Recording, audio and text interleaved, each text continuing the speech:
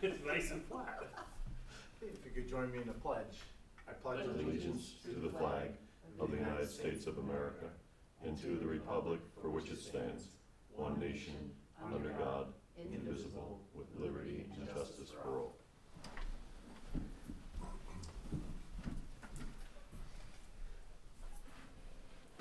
Get a roll call, please. Mr. Costick. I'm here. Mr. Wood is absent. Mrs. Abella is absent. Mr. Bosley. Here. Ms. Kelting. Here. Clerk is here. Mr. Favreau. Here.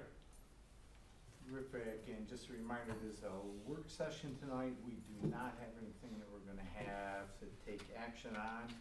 Do we have any public comments? Seeing none, I'll go into my supervisor's report quickly. We had a pre-construction meeting today for Battlefield Memorial Gateway Phase 2. We have the groundbreaking there tentatively scheduled for April 23rd at 10 a.m. Phase 2 basically is the pavilion, some walkways in the center of the park, which will include a small monument park, over to a small amphitheater that we'd be able to use if we had various speakers, et cetera, educational type purposes. The walkway would tie into what will be Phase 3, which is like a playground type area. That Phase 2 also include lighting around the Purple Heart Trail, and there will also be lighting on those walkways that will be in the center. So, excited about that. Came in within budget, the bids, so we're looking real forward to that, to get that going. The good news is they're talking about the potential of being an in and out, it's Luck Brothers, in and out process, maybe 2 months. And they do plan on starting late April if they can, weather dependent. If it stays on the course that we're on right now, they're looking pretty good, so they're pretty excited and figure that should be an in and out, so we're looking forward to that. Did have a department head meeting today. A couple of things we're looking at there is succession planning. You know, and this was a lot of information that we brought back from NIOT, and really want to dig into succession planning and kind of have a plan in place for some of those critical roles, along with a solid review of policy and procedure. The other thing that we discussed that's coming up, so everybody knows, and our IT folks are aware of it, is web accessibility. There are some federal mandates that are coming down in regards to web accessibility, mainly to deal with the hearing and vision challenged. So we are working with Dan Kimmel from Kimmel Services, and we are taking a look at our websites. We'll start making the appropriate tweaks. That actually is not effective until, for us, because we're under 50,000 population, it's not effective for us until May of 2027. So we've got about 14, 15 months, but figured we'd get going with that now. And we're also working out a continuation of operation plan that we discussed previously. Couple other things, some good news from the clerk's office. I didn't know if you wanted to tell everybody about DEC. We are now being able to sell hunting and fishing licenses again. So Awesome. with the fishing season starting up in May, it'll be good to get a new season under our belt. Yep, so it's good news for the folks out there looking for a place to buy your fishing and hunting license. You can just stop by Town Hall again. Just a reminder, I sent out an email to everybody, and I think we're pretty much firmed up with it for our road show for work sessions in April, May, and June. I think I copied you, or I'll make sure I do. Okay. In April, we're gonna meet, one of the meetings, we're gonna meet at the Wallace Hill Fire Station. May, we're gonna do Cumberland Head Fire Station, and then June, South Plattsburgh Fire Station. So we're just moving the work sessions out. You know, hopefully we'll get some folks from those areas that swing by the work sessions. Salt shed, everything was approved by the county last night, the rest of the way. So we're just waiting for the lease. So as soon as the lease gets here, we'll get it over to you, Matt. Okay. And, you know, we'll get that finalized and keep everything moving forward with it. That's great news. I wanna thank our county partners, for working with us on that. That's gonna be huge for our highway department next year. It's gonna save them a ton of money and a ton of time. And they're already looking for, just so everybody understands with the salt, we talk a lot about that, the salt sand, and the fact that we went to 7 out of 9 runs that are pure salt now. Only 2 have the sand salt. They're estimating that they're gonna save right around 6 weeks worth of cleanup. That's a lot if it's I just believe one. it. But you take 6 weeks, Mhm. and that's other work, so they've already been out doing a lot of trimming and culvert work, so that's gonna mean just that much more work that they're gonna be able to get done, Manpower plus equipment. plus equipment. Mhm. Yeah, so. Yeah, so you're not only using the manpower someplace else, you're saving a ton of money, Yeah. with diesel fuel, et cetera.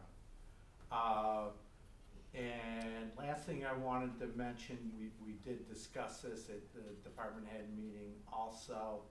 Jay, you might have been, it was like right at the very end, so you might have gone out already but heightened awareness, given some of our world events right now with cybersecurity. You know, we just wanna make sure that we're hyper vigilant, with regard to cybersecurity, and make sure that we're really watching. And, you know, we do have, our new cybersecurity software on that we worked with Division of Homeland Security and Emergency Services from the state.